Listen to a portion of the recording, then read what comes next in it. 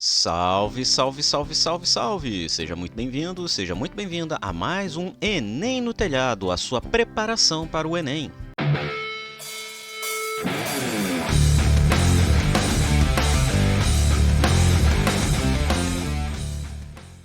E hoje nós vamos estar falando sobre eletromagnetismo, mas precisamente eu também vou entrar na parte de eletrodinâmica e tudo mais, tá? Mas eu vou falar assim eletromagnetismo no geral, ok? Um aviso, eu fiz uma live na sexta-feira, dia 27 de setembro, justamente falando sobre termodinâmica e termologia também, tá? A live tá gravada, tá bom? Então é um tópico que eu já não abordarei assim em um vídeo separado. Então eu vou deixar no card destacado aqui justamente essa live para que vocês possam dar uma olhada e estudar por ela também, ok? E hoje a gente vai estar falando, como eu disse, sobre eletromagnetismo, mais especificamente a gente vai dar aí uma parada geral assim sobre a parte de eletricidade, né?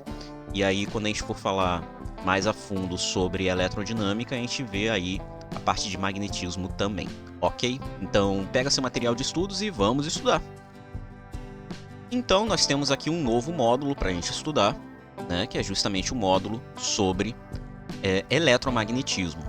Eu vou começar falando justamente sobre eletricidade, tá? Os conceitos básicos sobre eletricidade, mas tenha em mente que eu vou entrar também na parte de magnetismo e eletrodinâmica também, apesar de que existe uma série de vídeos aqui no canal no qual eu explico sobre a parte de eletrodinâmica, ok? Toda a parte de circuitos elétricos. Mas como essa aqui é uma série justamente para ajudar a estudar para o Enem, faz bem eu chegar e explicar essa parte também. Mas como eu disse, se você quiser ter um conhecimento um pouco mais aprofundado sobre isso, tem uma série de vídeos aqui em que eu explico sobre o assunto, ok? Beleza. Então, vamos começar o nosso estudo sobre eletromagnetismo, tá?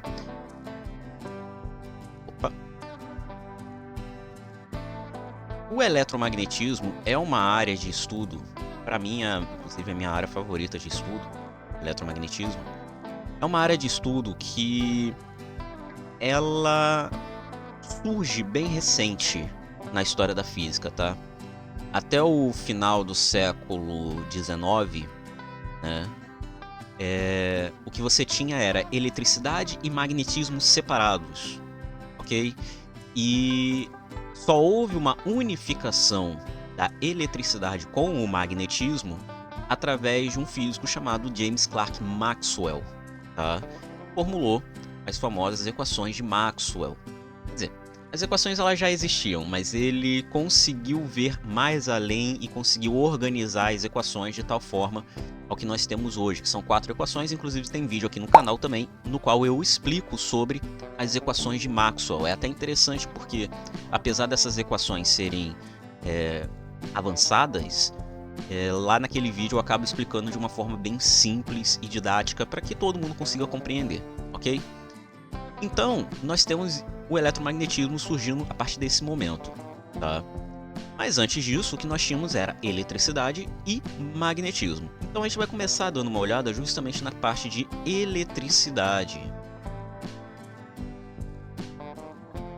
Mais especificamente, eletrostática, né?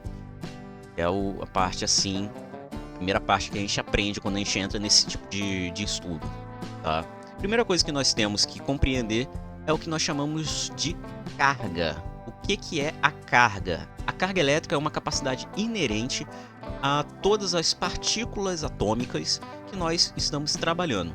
Mesmo que a carga elétrica dela seja zero, a partícula seja zero, ainda assim é uma capacidade ao qual nós temos que estar atentos, ok?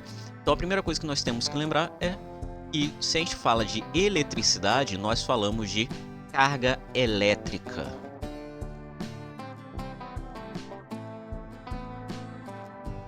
Então nós temos a carga elétrica. Existem 2 tipos de cargas elétricas, tá? A carga elétrica positiva e a carga elétrica negativa. E aí, tudo bem, isso aqui já é um conceito básico, já batido, isso aqui vocês já devem saber. A questão aqui é o seguinte: tudo dentro da eletricidade e do magnetismo, você vai trabalhar a partir dessa diferenciação entre cargas negativas e cargas positivas, né? Uma coisa que vocês já conhecem é o fato de que cargas iguais se repelem, cargas opostas se atraem, o famoso opostos se atraem, né? E isso acontece por quê? Por conta de uma coisa chamada força elétrica, que é justamente o primeiro tópico aqui efetivo que nós temos que nos atentar. Então nós temos aqui justamente a força elétrica, ou força eletrostática. A força eletrostática é a força causada, é uma força de ação à distância, causada justamente pela presença de cargas elétricas. Toda vez que você está falando de interações entre cargas elétricas, você está falando essencialmente de uma interação através da força eletrostática, ok? Então, como é que funciona? Qual é a cara da força eletrostática? A cara da força eletrostática a gente vai chamar de FE. Não vou chamar de FL, porque pode confundir com a força elástica, tá? Então, para não confundir, vou chamar só de FE. Vai ser dado por uma constante K, a gente vai falar sobre esse K daqui a pouco, que multiplica justamente o produto entre as duas cargas, Q1 vezes Q2, dividido pela distância entre as cargas elevado ao quadrado. Tá? Esse tipo de fórmula, ela é empírica, tá, gente? O que isso quer dizer? Isso quer dizer que através de experimentos é determinada essa fórmula, tá? Então, vamos aqui dar nome aos bois. Esse F é a nossa força, tá? Pela terceira lei de Newton, né, ação e reação, a força que a carga 1 faz na carga 2 é igual à força que a carga 2 faz na carga 1, tá? Então, se você calcula uma dessas forças, né, se é a força da carga 1 sobre a carga 2, você já consegue saber qual é a força da carga 2 sobre a carga 1, ok? Beleza. Q1 e Q2, como eu falei anteriormente, isso aqui são as cargas. Esse D é a distância de separação entre as cargas.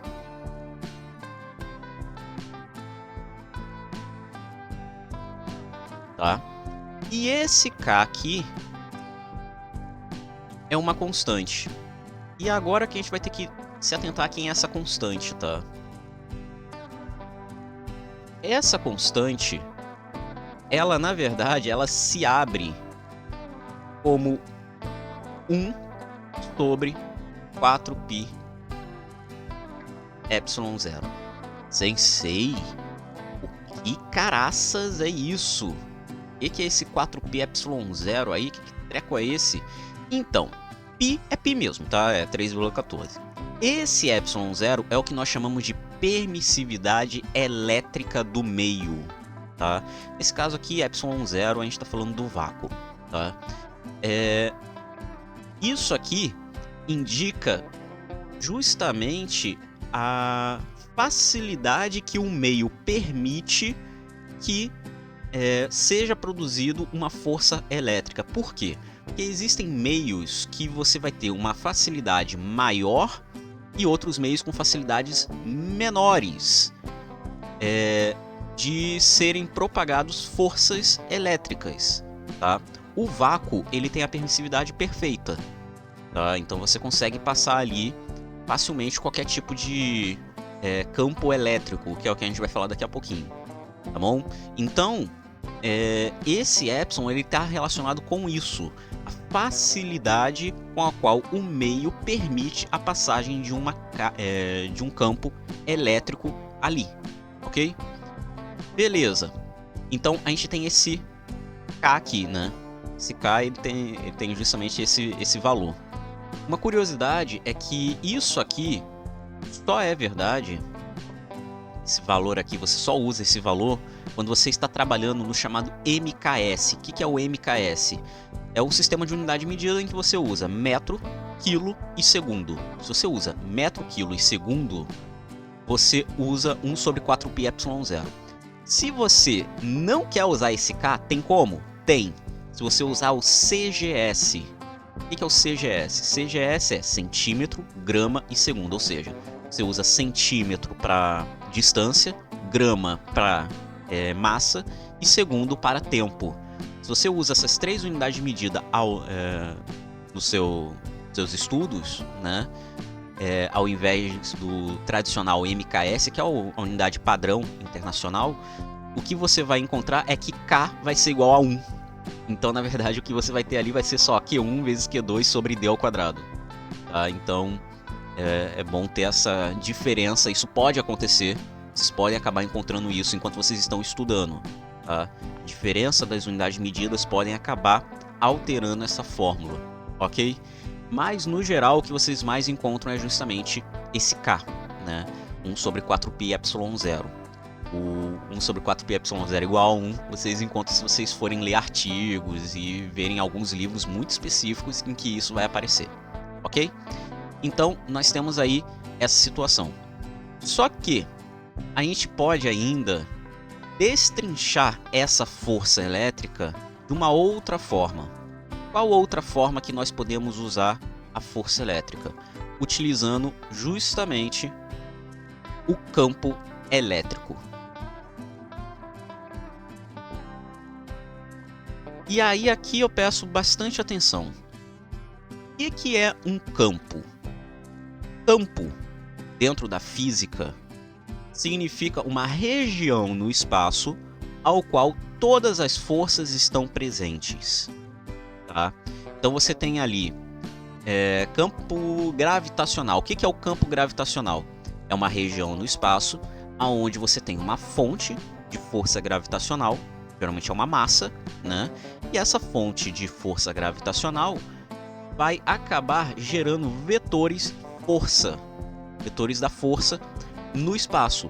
Se você for representar justamente todos esses vetores, você vai ter justamente esse campo gravitacional. O campo elétrico funciona de forma igual, ok? Então o campo elétrico ele vai ser um campo no espaço, é uma região no espaço onde você consegue determinar todas as forças elétricas produzidas por uma carga, ok? Então isso é o campo elétrico.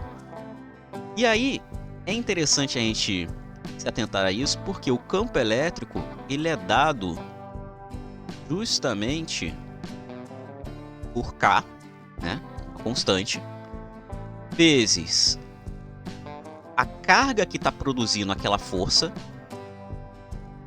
dividido por D ao quadrado. E aí, olha só que curioso. Se você para analisar,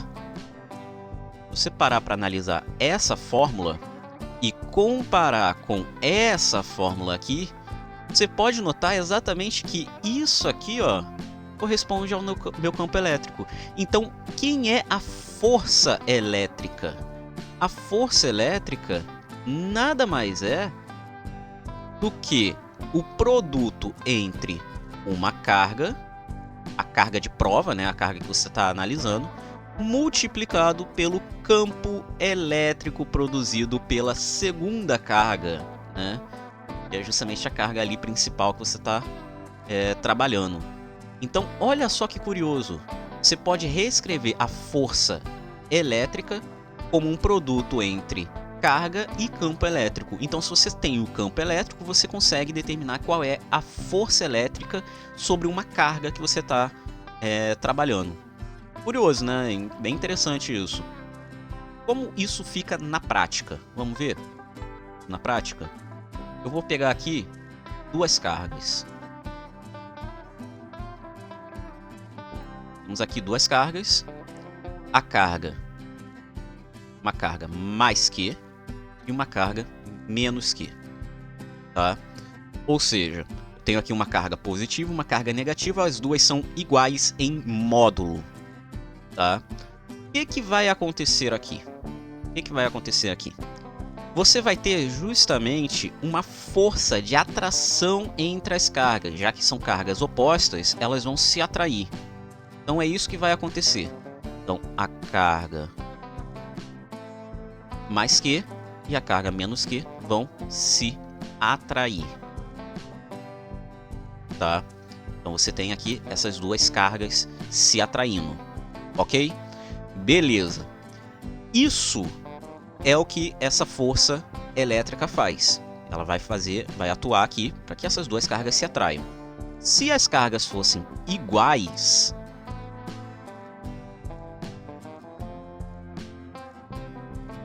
por exemplo, mais Q e mais Q, o que aconteceria aqui é que essas duas cargas iriam se repelir.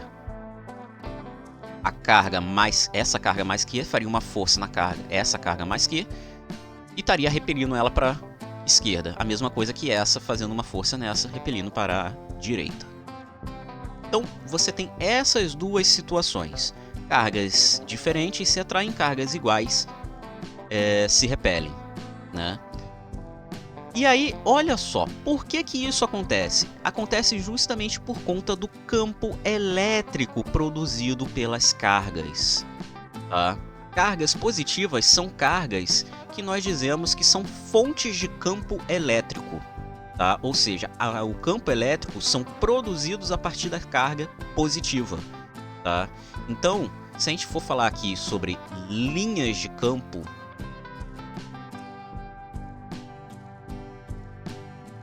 o que a gente vai ter é exatamente isso. Você tem aqui uma carga positiva, e aí você vai ter justamente que o campo elétrico aqui vai sair da carga. Tá? Então você tem um campo elétrico que sai da carga.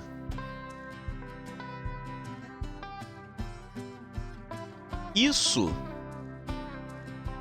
vai fazer com que, quando você pegue uma carga igual, essas forças vão se encontrar, né? Essas linhas de campo se encontram.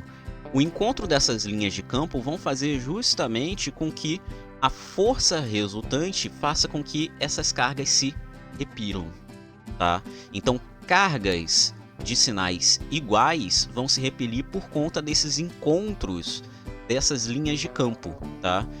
Tanto que se você pega aqui uma carga negativa,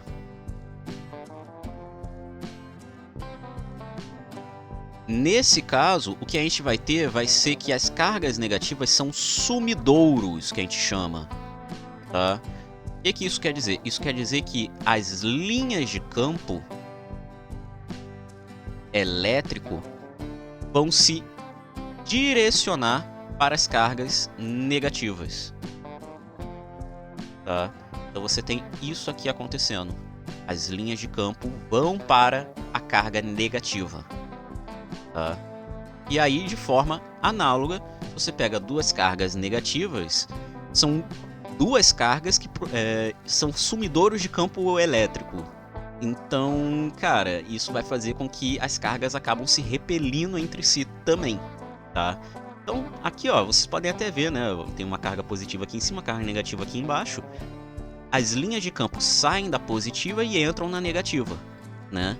Então, isso aqui justifica por que cargas iguais se repelem e cargas diferentes se atraem, tá?